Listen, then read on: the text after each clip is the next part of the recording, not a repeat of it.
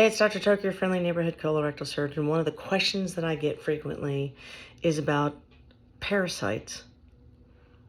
And I don't watch a lot of TV or ironically, I have all this presence on social media, but I don't actually follow anyone on social media. I just don't have time for it.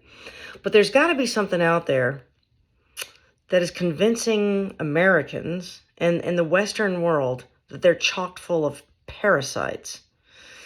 Now, parasites do exist. They're part of the human condition. If you live on a farm, if you have a lot of animals, if you've been camping, if you've been to a third world country, then yeah, you're at risk for parasites because it is something that is due to uncleanliness.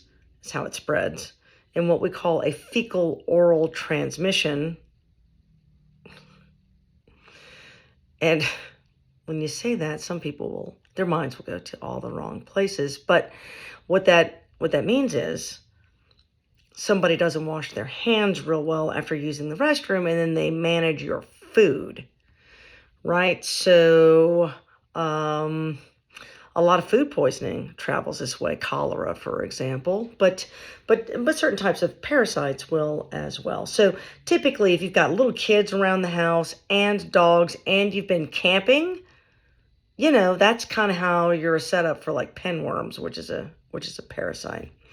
So are there a rage of parasites in the American population? And is that why you have such weird bowel habits? And I would say in my practice, I have probably done over 10,000 stool cultures looking for parasites, and I almost never find that as an issue. I will occasionally find the pinworm thing in someone who has a small kid at home and dogs and live in the country, or if they've been camping.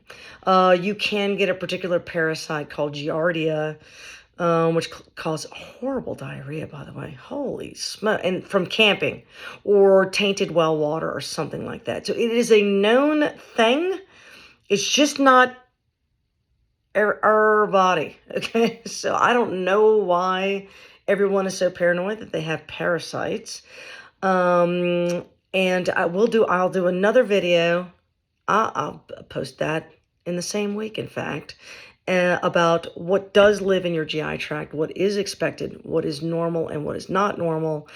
But if you've got IBS stuff, feel free to do a test looking for parasites. But when that is normal, your doctor's not wrong about that. It means there's another problem. And but go see your doctor first.